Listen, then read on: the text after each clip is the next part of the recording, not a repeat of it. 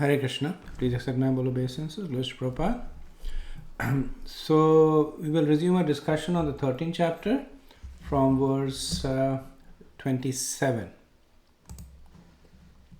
Yavad sanjayate kinchit sattvam sthavar jangamam kshetra kshetragya samyogad tadvidi bharatarshaba. O chief of the Bharats, know that whatever you see in existence, both the moving and the non-moving, is only a combination of the field of activities and the knower of the field. So from verse 27 to 35, Krishna is essentially going to recap what he has spoken so far.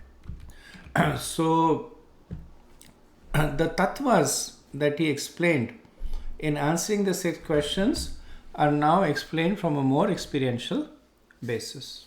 So here he is saying that everything that you see around yourself is one of the 3 things. It is either the material nature, or it is the jiva or the super soul, or a combination of the 2. So kshetra kshetragya samyogat. So kshetra is the material nature. So when we see around us stones and sand and water, that is all kshetra, that is all the material nature. But then we also see the combination of kshetra and kshetragya, which is essentially the living entities. And in the living entities, they are moving and non-moving. There are trees, and then there are different kinds of animals that are able to move, and they are a combination of the material nature, the jiva, and the Paramatma. So the 2 kshetragyas and the kshetra. But other than these 3 things, there is nothing else that is to be seen in this material existence. Next verse.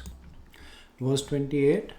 Samam sarveshu bhuteshu tishtantam parameshwaram vinashatsva avinashyantam yah pashyati sa pashyati. One who sees the super soul accompanying the individual soul in all bodies, and who understands that neither the soul nor the super soul within the destructible body is ever destroyed, actually sees. So this is an elaboration on the previous verse where Krishna said that everything that you see around yourself is a combination of Prakriti, Jiva, and Paramatma. So now he is saying that when you look at the body and you understand that the Jiva and the Paramatma are distinct.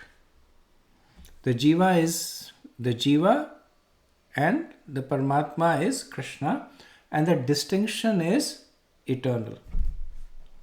Also, the Jiva and the Paramatma are not subject to destruction.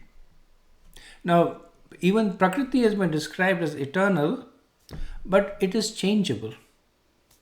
Means that it is constantly being created and destroyed and recreated and destroyed again. But the point that Krishna is making over here is that when this destructible body is destroyed, neither the Jiva nor the Paramatma are destroyed. He says, such a person, ya pashyati, sa pashyati. So this is essentially a person who has acquired the knowledge of the nature of the 2 kshetragyas and the relationship with the kshetra. Next verse. Verse 29. Samam pashyan hi sarvatra samvasthitam ishwaram nahinaste atmanatmanam tato yati param gatim. One who sees the super soul equally present everywhere, in every living being, does not degrade himself by his mind. Thus, he approaches the transcendental destination. So very similar to the verse Paramatma realization in the in the 6th chapter, where the yogi sees the Brahman, the elephant, the Brahman Gavi Hastini, the Chandal, all at the same, because they are seeing the super soul present in all the living beings. So what does it mean when Krishna says that the person does not degrade himself? So degrading effect is essentially that results in envy and pride. So the envy is towards Krishna, and the pride comes from thinking of oneself as the doer and the cause of the actions. So it comes from thinking oneself to be godlike or even God. So Krishna is condemning this state as degrading. Now what is the antidote for it? The antidote is that if one sees everyone as a spirit soul in relationship to Krishna, both this envy and pride will disappear. So if one sees oneself as a soul that is occupying this body under the protection of the super soul, then humility will come. Similarly, when one sees the body of the others is actually occupied by the same Paramatma and a similar spirit soul, then any envy towards them will disappear. What will also disappear is aversion for their actions, because the person now realizes that these actions are essentially the result of the Prakriti. The Jiva in its original state is not the cause of these actions. So as a result of this knowledge, Krishna says that Yati Param Gatim, that such a person will now attain the supreme destination, which is that of Krishna consciousness. Next verse. Verse 30. Prakriti cha dharmani kriyamanani sarvashah yah pashyati tathatmanam akartaram sapashyati. One who can see that all activities are performed by the body, which is created of material nature, and sees that the self does nothing, actually sees. So this verse is reiterating the point of the relationship between the jiva and the material body. So factually speaking, the jiva in its pure state has only one desire, which is to serve Krishna. In the conditioned state, it develops desires to enjoy independent of Krishna. Because of those desires, the Lord now provides this conditioned jiva with a material body made of Prakriti, made of material nature, and the material body acts in different ways to fulfill the different desires of the jiva. So the point that is made here is that all the activities are actually being done by the material body, not by the jiva. So the analogy is that if somebody is driving a car and the car is moving at 100 miles per hour on the road, then the person cannot say that it was I who was running at 100 miles per hour on the road. The activity was actually done by the car. So this understanding helps one to accept the others in their spiritual form. So when somebody is performing activities that are harmful to us, but we see that the person is only performing such activities because of the conditioning of the modes, that person also is the jiva, the spirit soul with an eternal relationship to Krishna. Then automatically what was explained in the last verse, the envy, the pride, the anger, all that disappears. Okay, next verse. Verse 31. Yada bhuta prathak bhavam ekastham anupashyati tat eva cha vistaram brahma sampadayate tada. When a sensible man ceases to see different identities due to different material bodies and sees how beings are expanded everywhere, he attains to the Brahman conception. So this is essentially making the same point in a different way, that when we look around ourselves, we see that there are so many kinds of bodies. And because of the different bodies, we may develop affection or aversion to them.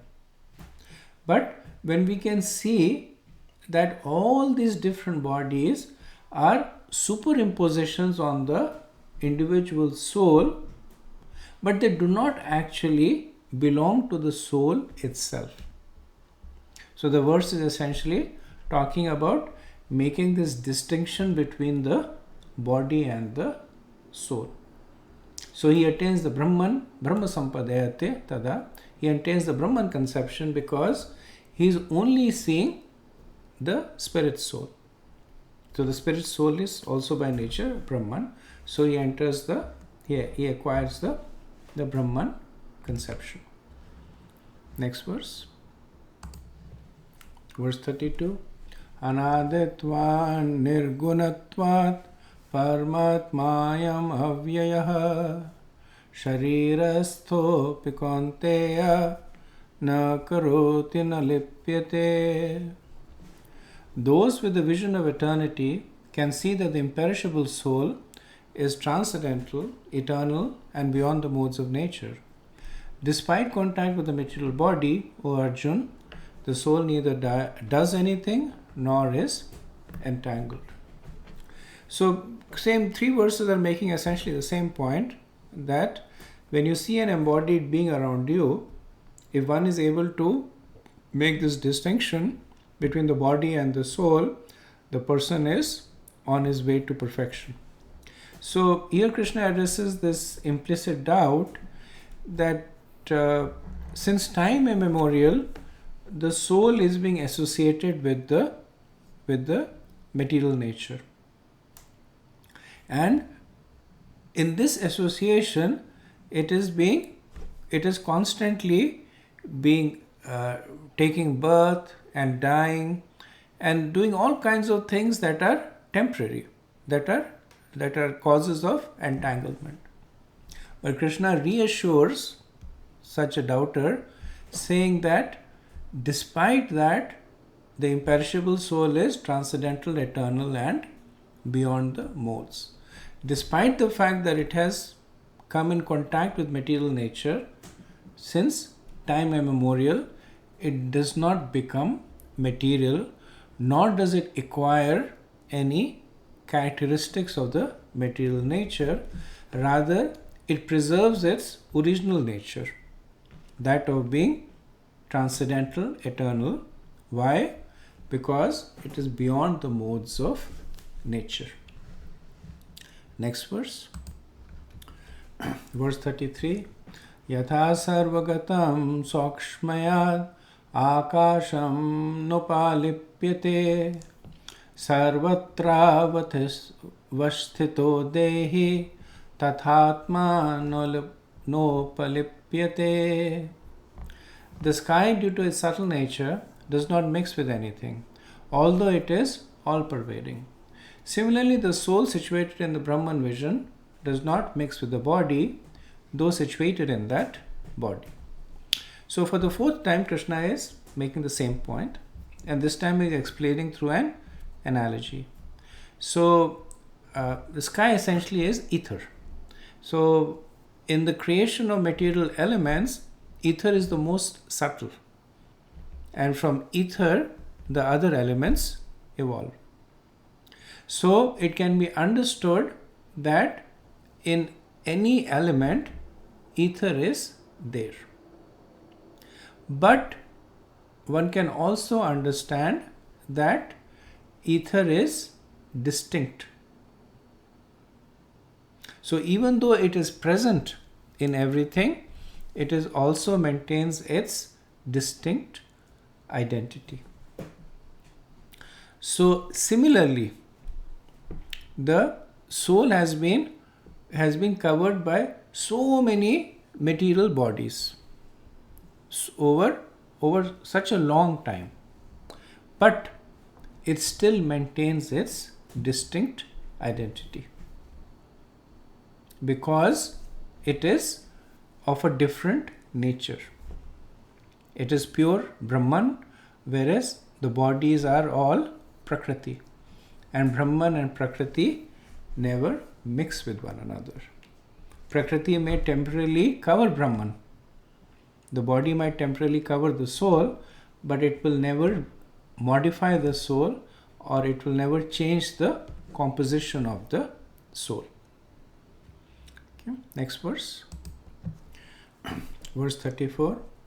Yatha prakashayatyeka kritashnam lokamimam ravihi kshetram kshetri tatha kritashnam prakashyati bharata. O son of Bharat, as the sun alone illuminates all this universe, so does the living entity, one within the body, illuminate the entire body by consciousness. So this verse talks about the relationship between the soul and the material body. And Krishna again uses an analogy of the sun and the illumination. So when the sun shines, then it illuminates the universe, but that illumination does not impact the sun.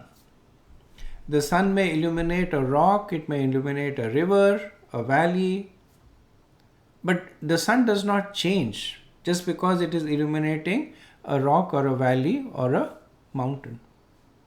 So that's one understanding. To again reinforce the point that when the jiva is in the body, the jiva is not changed by the nature of the body. The jiva meaning the soul is not changed by the nature of the body. Whether it's in the body of Indra or Brahma or an ant, the soul preserves its original position. Then what is the relationship between the soul and the body? That is mentioned over here, that the soul provides the consciousness. So another understanding of the analogy is that the sun illuminates everything, but it is situated in one place. Similarly, when the soul occupies the body, then it creates consciousness in the body. So Srila Prabhupada mentions that when the soul is present in the body, there is consciousness all over the body. And as soon as the soul has passed from the body, there is no more consciousness. This can be easily understood by an intelligent man. Therefore, consciousness is not a product of the combination of matter. It is a symptom of the living entity. Okay. Next verse. This is our last verse of the chapter. Verse 35. Kshetra kshetra gayorevam antaram jnana chakshusha bhuta prakriti moksham cha ye viduryanti te param. Those who see with eyes of knowledge the difference between the body and the knower of the body, and can also understand the process of liberation from bondage in material nature, attain the supreme goal. So this is a summary of the chapter. It brings together the answers to the 6 questions that Arjun asked, and it also puts in context the reason why Krishna is answering those questions. So Krishna is not satisfying the idle curiosity of Arjun. The reason why Krishna is taking the time to answering the question is that when one understand the answers to the question, then ye vidur yanti te param. Right? So the person attains the supreme goal. What is the supreme goal? Mokshamcha. That the person attains liberation. That's the real reason why Krishna is giving these answers. And we see that Krishna has included the answers to the 6 questions. So he says that Jnana Chakshusha. Right? So he says when the person following the process of knowledge, then he knows, what does he know? He knows Kshetra, Kshetragyur.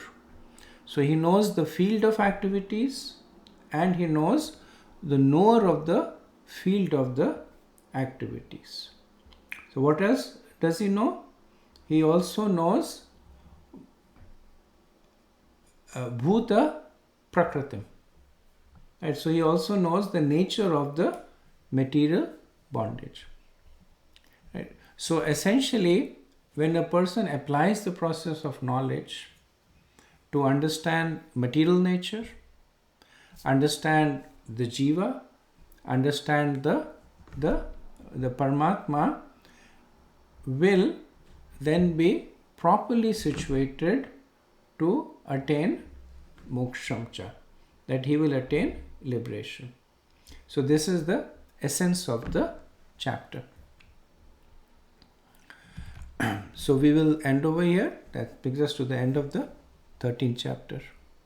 Srila Prabhupada ki Jai. Hare Krishna.